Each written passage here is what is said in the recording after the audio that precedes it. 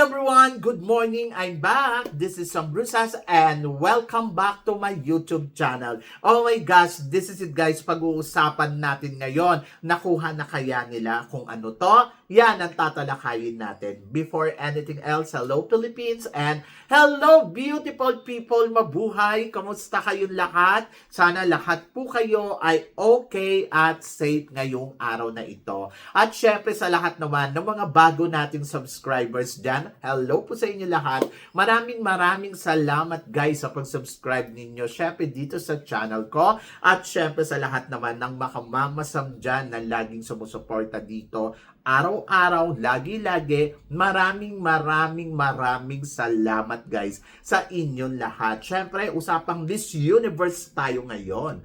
Medyo talagang nagiging mainit at maanghang ang Miss Universe. So, tinanong ko sino kagabi. Sabi ko, no, nasaan na ba ang Kun-an? Sabi niya sa akin, nasa Mexico, di ba? Ayun yung balita. Sabi ko, bakit hindi siya bumabalik dito sa Thailand? Kasi kailangan daw bayaran niya yun lahat ng pinagkakautangan niya. So, para daw makabalik dito sa Thailand. Ayun, according kay No. Pero hindi naman confirm kung talaga bang nasa Mexico. Pero talagang nanloloka lang ako kasi si Kun-an wala talagang paramdam, no? Talagang kahit konti ni Honey Ho, wala tayong naririnig sa kanya. Siguro dahil nga hindi siya allowed na mag-post, sa social media, and then plus, ayun, so syempre may mga sinisettle silang problema. But hindi ko din alam talaga kung nasaan si Kun-an, kung nandito ba talaga sa Thailand or nasa Mexico. So, sabi nga nun, tingin mo Mama Sam, kung nakialam daw si Kun-an nung Miss Universe, so ano kaya ang magiging resulta? Mananalo daw ba kaya itong si Fatima? Ayan. So, ako, para sa akin, kung nandito si Kun-an, syempre, bida-bidahan yon. Ang gusto niya manalo ay Thailand, di ba? And then, possible na first runner-up tayo, or kasi si Kun-an parang feeling ko hindi din naman siya papabor kung mananalo si Philippines, di ba? Siyempre unahin na muna niya si Thailand. Lalo na nanalo si Thailand ng Miss World. And then nandoon ako sa part na parang feeling ko mas papabor siya ipanalo ngayon. So mas papabor siyang ipanalo si Vina more than kay Fatima. Tapos si Fatima baka maging fourth runner-up. Charot. Tapos si Atisa ang maging first runner-up. Yung tipong ganon. So, saling gano'n si Mama Sam, lagi na lang dapat nga title daw si Philippines. Alam nyo guys, sa totoo lang, yung napasama na si Atisa sa top 5, happy na ako doon. Hindi na ako maghahangad pa na sana tayo yung naging title, tayo yung naging Diyos ko naman. Nakita naman natin kung gaano kagugulang yung mga taong nasa likod niya. No, di ba? Maghahangad ka pa ba? Siyempre, unahin na muna nila yung mga bansa nila. Kung bibigyan man tayo dito ng posisyon, siguro second runner-up, first runner-up, pero yung titles, alam naman natin na may mga insecure yan sa Philippines. Di ba? Kaya nga sila na nandiyan dyan dahil gusto nila manalo, di ba? Pero nandoon ako sa part at kung si Vina naman yung ipinanalo, wala naman akong problema kasi deserve din naman ni Vina talaga, di ba? Nakita naman natin kung paano naman naghirap si Vina. At lalo na sa business part, nako, talagang mapapakinabangan nila. At nakita naman ninyo, hindi pa nagsisimula ang Miss Universe, so may eksena na si Vina kung paano magbenta. At talagang ginawa niya yung best niya talaga. Kaya, kung siya yung ipapanalo, di okay lang. More than naman kay Fatima. Si Fatima na walang mahalahin na laging tulala. Charot. Di ba? So, ako para sa akin, andiyan na yan wala na tayong magagawa. Hindi na natin mababago ang resulta. So, maghihintay na lang tayong matapos ang next Miss Universe and then wala tayong ibang pwedeng gawin kundi supportahan na lang talaga si Fatima sa ayaw at sa gusto mo. Charot. Kung ayaw mo, edi duwag. Kung gusto mo naman, edi go lang. Pero, looking forward din naman ako kung ano nga ba ang mangyayari sa susunod na Miss Universe. Kung ganyan pa rin ba yung kalakalan. So, ano na nga ba at kamusta na ang Miss Universe? Nakuha na ba to ni Mr. Chavit Simpson? Ayan, may nagtatanong kasi sa akin yesterday. Sabi niya, Mama Sam, ano na ba ang update? Akala ko ba magmi-meeting sila ngayon January? At ganon. To be honest, di ba, parang nasagot na rin naman sa atin yung tanong natin na kung ano ba mabibili pa to ni Chabit or hindi. Nung una, tinitingnan ko, baka ang gusto nilang mangyari ay mag-franchise sa loob lang ng isang taon. Yung kumbaga para maging owner sila sa loob ng isang taon, bibili nila yung franchise. Parang ganun yung nakikita ko na gustong mangyari ni Mr. Chabit. Kasi kung looking forward ka doon sa mga nangyari nung nakaraan, in-offer na to kay Mr. Chabit ng paulit-ulit, hindi lang one, twice, bago pa ibenta to kay Kunaan, gusto na to ibenta kay Chabit, pero si Chabit tinanggihan niya kasi sabi niya nga lugi o ayaw niya.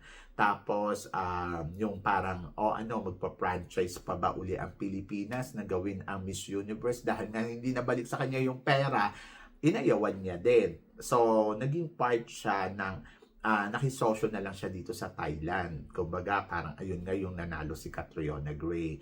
So, isa din siya sa mga part niyan. Kaya, after na manalo ni Catriona Gray, dumiretso sila sa Pilipinas during ng Miss Universe, di ba, nung time na yon. And then, in-offer ni Paula Sugart na ibenta to kay Chabit noong time ng 2020, pero dahil siguro pandemic at hindi interesado si Chabit sa Miss Universe, so hindi niya binili. Hanggang sa napunta na nga kay Kunaan. Pero nung bago pa to mapunta kay Raul at maging kasosyo ni Kunaan si Raul, kay Chabit na muna to in-offer ni Kunaan. Kumbaga para nag-invite si Kunaan ng meeting kay Chabit na pumunta dito sa Thailand para nga dito sa Miss Universe, kumbaga pagmitingan nila. Pero hindi sila nag-success kasi hindi sinipot ni Chabit yung na yun. Kumbaga hindi niya yata pinuntahan. Kumbaga parang Kaya ngayon, gusto niyang bilhin yung Miss Universe. Parang una, ang iniisip ko, paano mo bibilhin? Hindi naman nila binibenta. Hindi naman nila binibenta sa'yo. Or hindi naman nila binibenta. Wala namang in-announce na ang Miss Universe ay for sale. Di ba? Ayun yung unang-una kong question na parang bibilhin mo ang Miss Universe. Paano? Ano ba to? Yung Miss Universe ay palugi? Hindi nga siya lugi Hindi naman lugi ang Miss Universe this year. Actually, kumita nga sila. Lalo na kung may mekos-mekos silang ginawa o si Fatima ang pinanalo nila na sinasabi ninyo, maaaring bayad na sila dyan doon sa Kaya, hindi siya lugi. At hindi siya binibenta. Pero ang alam ko, dahil sa sitwasyon na magulo, meron silang pinagkakatiwalaan ngayon na pwedeng humawak ng Miss Universe.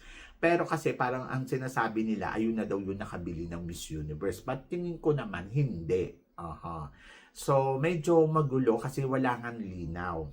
Kung magbe-base tayo doon sa mga usapan sa social media, malinaw sa atin na parang, okay, may problema ang Miss Universe, yung mga honor. So, malinaw sa atin yon. May mga kaso-kaso kasi silang hinaharap. Pero, wala naman silang announcement na, ayan na, ito turn over na natin yung Miss Universe kay ganito, kay ganyan, or pinagbibili na natin ang Miss Universe, so bahala na kung sino yung bagong honor. Di ba nagparinig lang naman si Raul noon, sabi niya, ang gulo-gulo ng Miss Universe, gusto ko na tong ibenta. Gusto lang niya, pero hindi naman niya kinumpirma na, sige, ibebenta ko na. Ang sabi niya, parang gusto niya nang ibenta. Doon pumasok si Mr. Chabit. So, after ng ayan nga, di ba, nung bago matapos yung taon, so pumuputok nga yung balita na, ayan nga, kumikilos na nga si Mr. Chabit para makuha ang Miss Universe dito sa kung sino man yung may-ari. So, hindi din ako sigurado kung ang kinukuha ba niya ay franchise para sa isang taon or siya na talaga ang hawak ng Miss Universe. Pero kasi maraming announcement si Mr. Chabit na ikinagalit din naman ng owner ng Miss Universe. Ito nga si Raul. So hanggang sa nagsalita nga si Raul, hindi ko alam kung totoo to, na si Raul ngayon nagsalita sa social media na sinabi nga na hindi mo mabibili to. So, naniniwala ako doon sa sinasabi ni Mr. Chabit. Pero, kung nagre-response ang Miss Universe sa bawat sinasabi nila, at naglalabas sila ng statement kasi after na sinabi ni Mr. Chavit na ganito, ganito, ganito, ganito, biglang naglabas ng statement ang Miss Universe, di ba? So kung iisipin mo, okay. So medyo nagkakaroon nga ng merong may-ari ng Miss Universe kasi naglalabas ng statement, and then ayun nga, pinapangalagaan daw nila yung mga sinasabi tungkol sa Miss Universe at para daw hindi makaapekto sa image ng Miss Universe. Mga tipong ganun yung mga press release, di ba? So, sa paniniwala ko, hindi to nakuha ni Mr. Chavit, or ando doon siya, siguro gusto niya itong makuha pero hindi niya alam kung kanino siya lalapit. Kasi hindi niya na alam kung sino ang may hawak ng Miss Universe. So, nabalitaan niya na ganito yung sitwasyon pero hindi niya alam kung sino yung owner. Kaya nga di ba naglabas siya ng statement na siguro ang may-ari ng Miss Universe doon sa mga pinagkakautangan nila, yung mga tipong ganon. Pero hindi niya alam kung sino. Kaya tumigil na siguro si Mr. Chavit, kaya wala tayong update, ganon. So, ayun yung nakikita ko tumigil na si Mr. Chavit at busy na siya, so nagpo-produce na siya ngayon ng movie. So, ayun na yung pinagkakaabalahan niya, nagpo-produce siya ng movie, and then, tumigil na siya sa Miss Universe, so hindi niya siguro alam kung ano yung paano to kukunin. So, ayun. So, ano na mangyayari? Ayun din, may nagtatanong sa akin. Sabi niya, sino na may-ari ng Miss Universe? Sila Raul pa din kasi wala pa naman silang announcement na tinurn over na nila dito kay ganito, kay ganyan So, sila pa din yung may-ari ng Miss Universe. And then, ano na mangyayari sa Miss Universe ngayon 2026? Meron. Dahil kung meron mang problemang hinaharap yung mga owner na to, possible na meron silang tao na pwedeng pagkatiwalaan, na pwedeng magpatakbo nito, temporary, na sila ang hawak. And then, kung maayos na yung mga problema nila, babalik sila. Yung mga tipong ganon. Hindi nila pakakawalan ng ganon-ganon yung Miss Universe, lalo na na-establish nila yung mga national director, yung mga nadagdagan nila yung, kumbaga isipin ninyo, 120 candidates, di ba? Dati ay ang Miss Universe ay nasa lang naman, 50, 60, 70, ang pinakamadami, 90, yung kay Catriona Gray.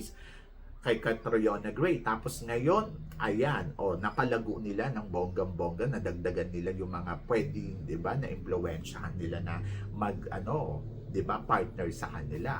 So, ngayong taon na to, ibig sabihin, dahil nga, ayan, may Miss Universe Philippines, meron namang mga Miss Universe sa ibang bansa, katulad ng India, nag-held na rin sila. So, ibig sabihin, walang nangyayaring keep going, di ba? So, ngayon, saan ang gagawin ang Miss Universe? Ayun yung abangan natin, kasi wala pa rin naman announcement ang Puerto Rico kung sa kanila na nga ba ang Miss Universe gagawin itong taong 2026. Alam ko, wino-workout pa ng organization at saka ng Puerto Rico organization. So, malalaman natin yan very soon. Ganon. So, yan. Nakakaloka. So, possible ba ang Miss Universe ay maganap uli sa Thailand? I think parang feeling ko, yes. May chance. May chance na pwedeng dito uli. Pero syempre abangan natin kasi ang Miss Universe naman, kung papansinin ninyo, nagiging consistent siya na ginagawa every November. And then, so lagi naman sila nag-update ngayon sa Miss Universe page nila. So abangan natin yung mga update doon. At huwag kayong mag-alala guys. Kung ganito ang nangyari nung etong nakaraang taon sa Miss Universe, I hope na siguro naman magiging maayos at maganda at babalik sa kinang niya ang Miss Universe itong 2026. So, let's see. So, abangan na lang natin yan. So, don't worry. You have to be happy. Ganon.